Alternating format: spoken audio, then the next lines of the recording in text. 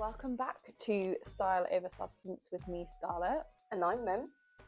And today we're doing another kind of roundup, a few things in one, our 2 cents on a few things that have been going on recently. Yeah, we've got a lot of things to talk about. I think there's been like quite big moments. I think the first one that I want to talk about is the announcement that Naomi Campbell is going to be the newest collaborator, designer, kind of clothing editor with Pretty Little Thing. I mean, the announcement came as a really big shock to a lot of us for a number of reasons. Really shortly after the announcement of Molly May stepping down. That's true, actually. Quite literally, I think it was within a week. Yeah, but I mean, for clarity, like, Naomi Campbell is not taking on the role that Molly May has left. No, it's a collaboration or an edit or a collection. Yeah, but you're right, it did come really soon after. When I saw the announcement... What was your initial reaction? Okay, so mine was confusion, like a lot of people. Like, why is she doing this, of all brands? And it just didn't make sense. This is a woman who has had one of the most successful careers in the highest upper echelons of fashion modeling, couture modeling throughout the 90s and the 2000s. And even now, when she's in her 50s, she continues to model for red carpets, for collections, for couture collections, for all the biggest names that exist in the world. And it just thought, like, is it because she's recently just announced the birth of her second child that she needs a payday, and that she's like, she needs the extra money and she's just hustling for no reason? Why would she need to accept a job from Pretty Little Thing of all brands? Yeah, it makes no sense. I didn't understand, like, at least with Molly May when she took it, it was kind of like, you know what, I kind of get it. Like, she wears the clothes, she she made sense. Yeah. But I don't think Naomi Campbell makes sense. For sure, there's no way Naomi Campbell is wearing Pretty Little Thing. And you know what? Now that you've said it, this reminds me of the reasons why Blue Ivy never really took off in the way that it should have. Why are you laughing? Because everyone knew Beyonce wasn't wearing that shit. Exactly, yeah. And it didn't match her brand. And one collection looked like a Sainsbury's edit. It did. It looked like a Sainsbury's But you're jumpsuit. You're right. Like, I think the most important thing, and I think this is why influencer brands did so well. With Pretty Little Thing? No, just generally, is I think they seemed genuine. Or like the influencer brands that do well and did well is because they're the genuine ones where you know they would wear it. It makes sense for them. And I think it's like, it was even Kate Moss with Topshop that kind of made sense. That did kind of make sense. And she actually dressed that way, and she would wear Topshop to like Glastonbury and to festivals. But like, Naomi Campbell has set this esteem for herself. Yeah. That is like, I am above it all. Like, I couldn't tell you where she buys her clothes, but I know it's not on the high street. It's like she gets them custom made or something. Yeah. Because you best believe no one owns what she has. Like, that's the ethereal thing. Do you watch her YouTube channel? No, I can't watch her. Okay, hold on. I don't watch her now. She's got an attitude that I can't get on board with. Yeah, but, you know... And, like, it's funny. It's sassy. Yeah. But this is why I'm like, I think she'd be impossible to work with. Well, she has a terrible reputation. Of course she does. And I have blissfully kind of, like, overcome all those things. Like, I know that she has a potential to be a terrible human being. Yeah. I understand that. Diva. But over COVID, she was, like, big into her YouTube channel. And I used to watch her YouTube I had no idea. Yeah, she was on that thing every fucking day. And I swear to God. Oh my God. And she started like this podcast type series on her YouTube channel. She was interviewing Anna Wintour. Stop! Yeah. Oh my God. That was Why have I never seen this? Yeah. Oh, I can't believe I didn't mention this. Because this was the same. Lover. This was like when we we would have started this. I was watching Naomi Campbell like weekly. Okay. Anyway, she started interviewing people in the industry that she knew, that she was close enough with to like pick up the phone and say, "Want to be on my YouTube channel?" I mean, this was also the time when celebrities had nothing to do. No, but not just that. We all found out that celebrities have terrible internet connections. Yeah. Oh, yeah.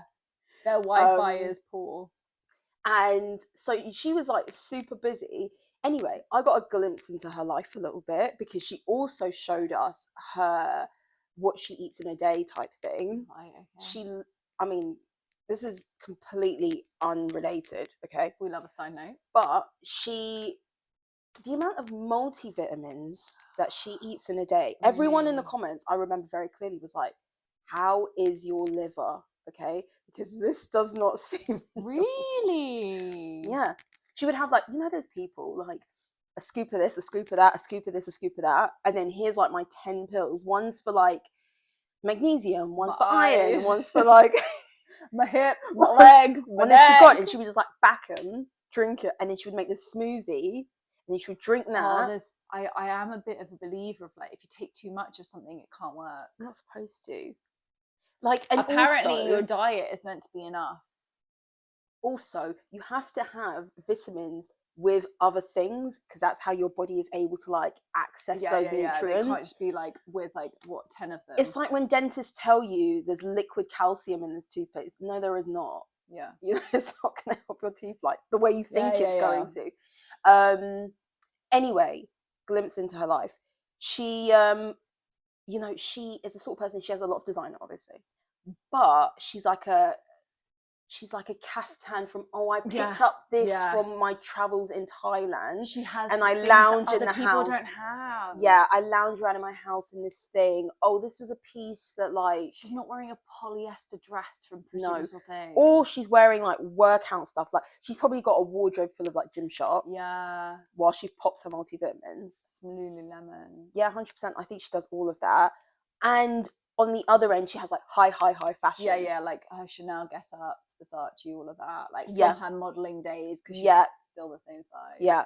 So you're right in that when we saw collaborations with Pretty Little Thing with those who came out of Love Island Villa, it was like they wore those to events. They wore those to like showings. They wore them on the show that they were in that made them famous enough to have the collab in the first place. And it made sense. It was like, oh, I see how this person styles it. I see how this... she's just a model. She's just gonna wear this Pretty Little stuff in the campaign and we'll never see her wear it again. And I think that shows, and like shows with influencers when they release a collection and then kind of collections keep going on. It's like, you're not wearing stuff anymore, you know? Like it's one thing where like the first collection, they'll be wearing it to death and they're promoting it and it's clearly like a labor of love and they love it. And then like as 2-3 collections go on, it's like they quite literally just wear it for promo and it's not in their day-to-day wardrobe, which has so much less sales appeal to the average person. When they're actually going out and doing stuff, they're wearing like the good stuff. They're wearing stuff they bought, like, which is way more premium. Yeah. And I think that's just clearly the case with her. It's like, weird. It's not even being disrespectful to Pretty Little Thing. I mean, we're pretty much disrespectful to Pretty Little Thing all the time. We are anyway. But, like, this isn't. Like, she's not a customer. She's not. And another thing... I don't even think she would buy her kids' stuff from there. Oh, God, no. Polyester. Flammable. Another thing that's really disappointing, okay, Naomi Campbell's known for being a diva, being this, that, and the other, but she has, in the wake of all that bad publicity and all the like throwing her phone at her assistant and being gifted a diamond on the plane. Did she get thrown off a plane or something? Yes, because I think she was like acting really badly or something. I think she might have been. And then she went to court because a war criminal had gifted her a diamond or something. This is throwback pop culture. In the wake of all of that, I think she has, well, even like back in the day when she really was really close to like Nelson Mandela. Do you not remember this? Do you not remember this? I do, but this is just like She's lived so many lives. And yeah. Anyway, so he was like her grandpapa, okay? Yeah.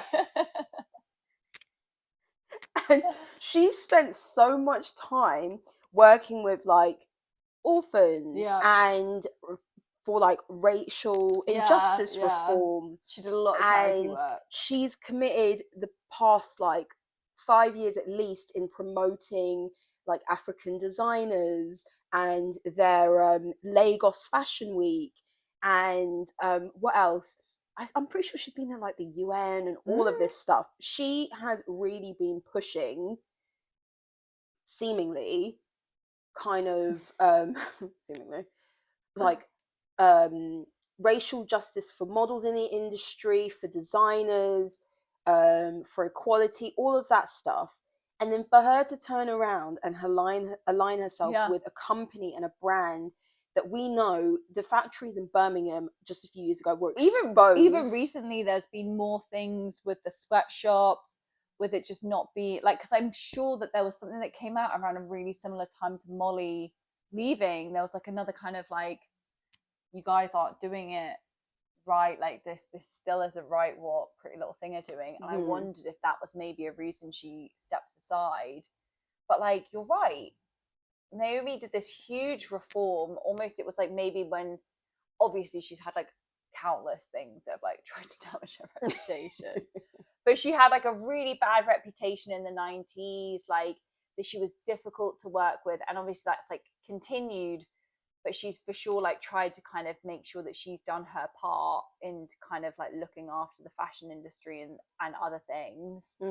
And so to align yourself with somebody who quite clearly, like, it's not even like they're trying an H&M and they've done a fake pledge. I think they made a fake pledge a couple years ago, because I'm pretty sure we talked about this. Maybe. But like, there's the whole thing that H&M like is supposedly like, you know, really trying to do a thing. Oh yeah. And obviously they're not, and it's not genuine, and like those numbers and the statistics that they're telling us like aren't really meaningful. Yeah. But to do it with a company that's so like outrageously part of fast fashion and all of that, I think I want to see what it is, because I can't imagine what she's putting her name to. I want to see the collection. I want to see how much they're paying her as well. I think a lot, because this is not worth it That's for a woman. At least be 7 figures. You know, I remember back in the day, she used to say, "I do not get out of bed for more than like what 20 grand or something." I can't remember. I can't remember what it was, but that was her famous like line. Yeah. It was like, she does not need the money. She must. Why? You don't work with Pretty Little Thing unless you need the money. I think Pretty Little Thing. When you're Naomi Campbell, I think Pretty Little Thing would pay her a hell of a lot of money. But they were paying Molly May 5 mil a year. I reckon their maximum they're paying Naomi is 1 mil for one collection. Yeah, it's easy money, isn't it? I'll take it. I mean, we'll all take it. We'll all take like, Scarlett, it. Don't. My morals aren't that strong. I'll take it. No, but even recently, I saw a TikTok on twin Brett's TikTok. What's his name? Brett Stanley. You love him. He's informative, okay? And he's come out of Love Island as someone who has, I think, a solid career in something. Yeah. The others is just in their gossip. Their career is in gossip. He dated Anna, I'm sure, in like a few series ago. I can't think of his name. Yes, the teeth guy. And he's become an influencer. The teeth guy. With bad teeth. Did he? And Anna's sister slated him for it. Right, okay. But he's now like on a press trip with Margiela Fragrances. Because he's a big fashion influencer. But like he completely like did an overhaul of his look. Yeah. But like out there. Yes. I have a lot of time for it. Like not every look is for me, but like I have a lot of time for someone who pushes that. And also someone who stepped out of the kind of like the stereotype, the Love Island to like fame this pipeline. Mold, go do some DJ appearances, like go do this, go get a podcast, Scarlett, like whatever. DJ appearances. You're thinking of back in the day when Kim Kardashian used to do those like appearances to like Paris Hilton used to be the one in Las Vegas. Yeah. God. It's not DJ, whatever. I don't think called. they do that anymore. Those club appearances. No, they do it. Club appearances. At universities, they do it. Yeah. Anyway, Naomi. Hold on. What was I going to say? So I think it's going to be like a nightwear. I can see that she loves a nightwear. I think it's kind of going to be like going out attire. Like I don't. Oh, that sort of nightwear. Yeah, I don't mean lingerie. Sorry, I said that wrong. I think it's going to be like maybe elevated going out pieces, and like it has to be an elevated range. It has to be. Oh, I don't know. But just come on. I will tell you what Twin Brett told me. We need to get Twin Brett on here. Oh my God. Okay. I think you'd be starstruck. I don't know. But he does a better job of us of being like. He does a way better job than us. What was I going to say? He made the point that recent news, Pretty Little Thing have recently been asking for discounts from the manufacturer suppliers. So even garments that have been delivered, they've been asking for 10%. So they're struggling. Well, 10% decreases in the price, or they've been like trying to squeeze how much they're going to pay these manufacturers in Pakistan for these garments, and really kind of saying, we can't afford it. We want to we don't want to pay you that much. We'll pay you this. We won't pay you that, and all of that. So is it on one hand that they're saying we don't have the money for all of this, or they're just trying to manipulate their suppliers into getting even cheaper clothing from them? Because on the other hand, you're paying Molly May $5 million. They're paying Molly May a lot of money, and they are surely paying Naomi Campbell a hell of a lot of money. So it can't be both things. Do they have this limitless pot of money for marketing and no money to actually pay garment workers enough? I think he said that garment workers in Bangladesh, some of them are getting paid 29 pence an hour. Yeah. So it's like, you're going to squeeze the little guy. Yeah. And don't get me wrong, a lot of these people who own these factories, I'm not saying that they're the good guys. I'm not saying that they pass on this money to their garment workers. I'm not saying that at all. But as a multi-million-pound company, as big as Pretty Little Thing is, we all know they don't need to be getting 10% discounts here and there. If they're then gonna say, let's throw all our money into marketing with Naomi Campbell. No, it's not a good look. And if I were the lady sitting at a sewing machine in Bangladesh and see that on the news, I'd be fucking livid. That's me. No, but but it's a thing, whatever company you work for, right? Say you've asked for pay rises this year or whatever it might be that gets denied, or they go, no bonuses this year, whatever. And then you see oh, we just had a really good deal and we just hired so-and-so at a big paycheck or whatever it might be. You're like, I see. I see how it is. Yeah.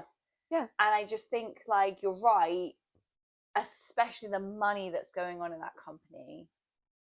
To be squeezing the people who are making the clothes, which is quite literally what you have been talked about for over and over, for not paying them enough, for not kind of having the correct conditions, to still be trying to play around with that. It's a race to the bottom for a lot of these. It's it's callous. Yeah, for sure.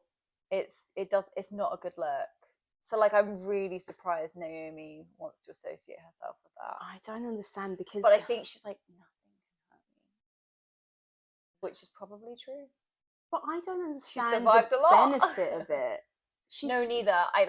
Because even if it's really good money, she earned such good money as a model, and that was back in the day where money went a long way. They all these women who were good models became business women. Yeah, they didn't just rest on those laurels. They invested their money, they had companies, they did stuff. There is no way this woman needs a paycheck from Pretty Little Thing. No, she could go do a private appearance at a party and get probably if she needed money. Yeah. It's weird. It's bizarre. But anyway, that's Naomi Campbell. What do you want to talk about next? So, what has recently happened was it was Couture Fashion Week, and we saw the resurrection of Tamara Ralph. Yeah. So Ralph and Russo crumbled. Was it last year? Maybe 2 years ago. And then it, like, on her Instagram for a while, it was like wait and see what I do. Yeah, I think she was reposting looks from previous collections. Yeah, but you could tell that she was probably going to launch a brand under her own name, and it gives Ralph and Russo vibes, but also kind of like it's fresher. But I don't know, it was just kind of nice to see. Like, I don't know, I love Couture. I just love. I love seeing Couture. I think she's got a very like flirty feminine style. It's very Ralph and Russo. Some of the pieces like aren't for me. There was a lot of like bedazzled like metal work that, like, I don't need metal work on my dress. But I don't know, it just felt like she's clearly, like, she would have had to go through like the whole French, I don't know what it's called now, but like, you know, you have to be initiated into the Couture French like Hall of Fame. Whatever it is. I'm sure she would have had to go through that process of like applying for that again, or or redirecting it. I'm sure it was a laborious task to do it under her own name, like all of that stuff. And I think that, I don't know, like, we've seen her on some red carpets at the King's coronation. We saw some pieces from her. Like, she gave some, like, Lily James wore some on the red carpet. Maybe the Met Gala, there was something like. She's given us some like tidbits. Yeah, I think Halle Berry recently wore a piece from her. Yeah, I think when I saw that she was operating just under her name, because Russo was her business partner and like life partner, from what I understand. So they'd separated as the company had gone under. And Tamara Ralph is clearly, and you can see it from her like re-emergence, she's clearly a very talented woman. And it would have been sad, I guess this is all she knows, because she's been at the helm of a, you know, quite a household name at this point. It would be sad for her not to re-enter the game and like still continue on, because she's clearly talented. And this collection was beautiful. I'm not a pearl person, but I still thought like, wow, this looks amazing. And she loves a feather. But you know what? So do I. And I think that there aren't a lot of British brands, A, that are like Couture accredited, first off, and B, that make solely, because I think of her brand as solely for red carpets and for award ceremonies. And I think a lot of time when like people, sort of showstopper. I think a lot of times when we think of British brands, you either have one side which is like very rock and roll, you've got the Vivienne Westwoods, or you've got like the younger brands which are like edgier, not necessarily stuff that I would wear, but what the kids are wearing nowadays. And then on the other end, it gives me Catherine Middleton. You know what I mean? Yummy Mummy. It gives me floral dressing. Jenny Packham. It gives me florals, garden parties, and it's not to say it's horrible, but it's a very particular British aesthetic. In the middle, like, say if you became like Hollywood starlet, you know, you're not going. I would turn to Tamara Ralph. Exactly, I actually would, because I think there's like, you're right, it's couture, but it's got a modernness to it, and like, not everything. You know, you're going to look good in her stuff. But there's some really like interesting ways she manipulates fabric, and like, I don't know. You're right. It's not like on the edge of fuddy-duddy. It's not too safe, but it's also like not making a dangerous statement. It's just, you just want to like turn up, have your hair and makeup done, look really polished, look really sexy, and just have a killer dress. And that's it. And that's what she gives you. Yeah. So yeah, it's nice to see her back doing her thing. I do wonder when you are so bespoke and so couture and so narrowly defined in terms of like your clientele, really the only people who can afford you are those who are getting gifted your dresses. Sorry, I'm yawning you a lot. tired? I am, yeah, sorry. Am I bored? No, you're great, you're great. Yeah, people who are getting gifted these pieces, either members of royal households internationally, yep, or just obscenely wealthy people around the world. That's it. Like, how is she going to make this business work more than Ralph and Russo? Yeah. We haven't seen yet, I don't think, if she's got a mainline collection. Yeah, I haven't seen that. I don't think she has. But I also, like, you're right, you've got to rest on some very wealthy clientele. And even if you've got money behind you, like, I think it's a dangerous game, like you said, where clearly something didn't quite work with the previous business. So, like, let's hope that's been addressed, because, like, beautiful dresses also need a business plan behind them. Like, fashion's not an easy game. No. Like, it's really, really not. And you can have money behind you, you can have whatever, but you also still need to, like, hit those business figures.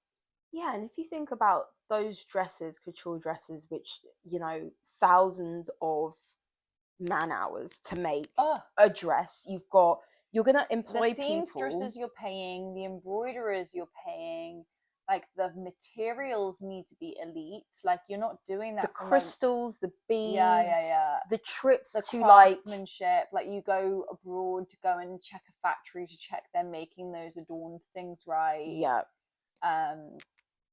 Yeah, it's a lot. Like, it's not something that, like, you can just take a leap of faith and hope. And even if someone pays like 50-60 grand for a dress, that doesn't pay for the collection. You need someone to buy every dress, or yeah. And also what happens, right, is when you're couture, you're selling a dress, but, like, you're making that dress again, so you're still using those resources. So it's like, that's got to pay for the hours to make the new dress, but also reimburse. So it's not an easy game. And yeah, making a couture collection, couture is hard. So I wonder, like, I don't know if she's going to be doing some other bits too, but pure couture is hard. Yeah, there's a lot of money that's needed up front to present a collection like that. Maybe she will come out with kind of a sunglasses. Maybe. I don't know. Maybe she could do like affordable. Get her beauty range, you know. I was thinking affordable wedding dresses, because you know how, like, that woman's not doing anything affordable. she's the Naomi Campbell. She's not going Pretty Little Thing. Jeez. I was just thinking like £300 wedding dresses. £300. I'm trying to help her make some money here. But, like, everything about her is detail.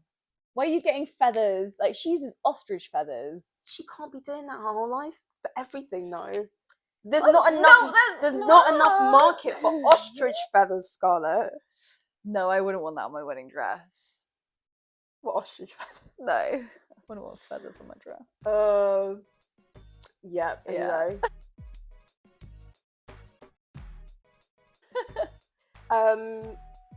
Next bit of news I want to discuss, and it kind of leads on to our previous week's episode, because in last week's episode we discussed about your experience hiring a dress for a particular occasion, and you spoke about your experience with Her Collective and how you found it and how much you paid and just your overall experience, and if it's something you would do again.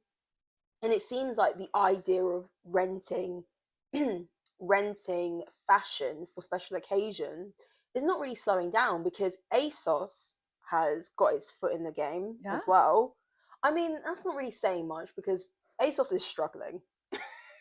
So any bit of money ASOS will try any old thing. Any bit of money that they could go after. Okay, let's park that thought right there. We first need to address ASOS's sample sale for £5. Yeah, that's terrible. This is a first that I'm aware of, that they've done a sample sale. Yeah. And I didn't really know about it. I don't feel like they've advertised it great. The main way I've seen it is because people on Instagram have like bought stuff. It's not something you want to advertise because you don't want people to expect that all the time, and then they won't pay a higher price for which is correct, because I wouldn't do that now. Like, I wait for 20% off for stuff. But I think there's been good finds and all of that stuff. I haven't actually looked myself to see the offerings, but it's clearly like a sample tends to be something that was either the sample before something went into production, or like the thing that never made it. I don't think it's either. But you kind of don't want it, but like maybe they're also just whipping up some stuff with dregs. I think it's the stuff that never sold. You think so? Yeah. You think they're just flogging it? Yeah, I do. Before they put it on the incinerator. Yeah. Well, a couple of years ago, there was a story about how they have too much stock. Yeah, I can believe that. And they were sitting on far too much. And I think that this is a way for them to package something up as it's not. We have limited sizes in this garment, limited colours or whatever it might be. It's a bit higgledy-piggledy, getting there quick, £5. Who doesn't like items for £5? Yeah. They have too much stuff on their website. Too much shit. Because at the same time as having this £5 sample sale, they have what I will eventually mention is they have launched their own rental service called ASOS Higher Street, play on High Street. So Higher Street. Yeah. What's your initial thoughts of them going into the rental game? I struggle with it a bit more than I do other websites where it's clearly like premium dresses, because I think everyone can shop on ASOS. Like, it suits all budgets. You can buy a dress for £10, yeah, or you can buy a dress for 200. But I also think ASOS surely doesn't have the rights for the like expensive dresses. Like, if they're selling a dress from Whistles, have they got the rights to rent that dress? Because that's the difference. Like, when they have sales, sometimes certain lines are exempt because they obviously don't have the permission to be selling a product. Like, some companies have rules that their clothes can't be sold discounted at certain rates and all of that stuff. And that's sort of like my initial reaction. But equally, they do sell expensive garments, but it's not ASOS own brand. No. So I kind of don't understand how that works. But I'm also imagining that as it develops, they'll get further brands to maybe be part of it. So I had a little peep on that part of the website, and they broke it down to Curve, something else, and then Luxe. And so that's got to be ASOS own. Well, that's the thing. I clicked on it thinking, oh, if I'm going to rent something, I want to see what premium stuff they have on here. It's the ASOS Luxe collection. No. Which is not Luxe, first off. First of all, I'd just rather buy it and return it. We said this last week. I know. But like, no. That's not what I'm going to ASOS for. No. And you know what I think it is? And like, maybe this is why I'm not an entrepreneur. Like, you're already struggling at what you're doing. Let's not add another like too many facets though. Do you know what I mean? Your website is selling clothes. If that's not working, don't add another facet. They're doing too much. I don't want to go on a website. Like, I don't know. It's like there's too much going on. There's too much to look at. You already sell makeup, like, which I think is maybe a step too far too. They sell that home stuff as well. They I don't know if they still do, but they definitely used to. They sell like exercise stuff, which I kind of get on board with because at least that's clothing. But they sell a lot of stuff, and I just don't think it needs to be another. And then for a while they had like the marketplace. They don't have marketplace anymore. I don't know. I don't go on it, but there's a lot going on, and I kind of think, pick your lane and do it well. Yeah. I agree with you. And like, I just think and you're already too late. on the rental thing? I just think a big issue with their rental plan is not that they're too late, because I think that there is a space for everyone in that regard. I just don't think the reason the clothes are not nice enough for me to want to rent ASOS garments. Yeah. And I'm really sorry, but I really feel like most of the people who are buying ASOS stuff don't care enough to treat the garments with care. Yeah. You know, this is just regular returns people. Process is too easy. Like, but you're right. No, but it's a familiar thing, right? Like, no one gets, like, an ASOS package is kind of part and parcel. Like, some people get one every month. Yeah. Some get one every week. Like, it is a familiar thing. So you're right. Do you think people are still buying into ASOS like they used to? Because but that 20% offer, like, who can resist? I haven't bought something from ASOS in a while. But you're a Zara addict. Yeah. But still, like, I don't think people do Zara hauls like they used to. Oh, some people do. Yeah. There's some influencers I follow that, like, do a Zara haul. And Zara's up their prices. So yeah. But comparatively, I don't think Zara has as much stuff as... No, they don't. I was going to say H&M. ASOS has too much on there. I think they just carry too much risk. But when you compare them to Zalando, which is, I would say, their direct competitor, Zalando has a lot of stuff, but they're far more successful. Really? Yeah. They're like the biggest fashion website in Europe. I know. For men? No. They're like wildly successful. Let me Google this. I'll give you a figure. But no, honestly, they seem to have like cracked the code, right, in this sort of thing. But you're right. Like, ASOS needs to streamline, focus, and make a success of something. If I were ASOS, I would get I would really streamline my brands, and like either really heavily invest into the fact that you've got Topshop and your own brand. Like, I don't know, I'd really invest in that. I don't really know how they can... Or open a shop. ASOS? Yeah. I don't know. I feel like they've probably done that before. I think they attempted to. I think everyone attempted to at one point. Everyone was doing pop-up shops. Yeah. So, yeah. Europe's largest online fashion platform. Zalando.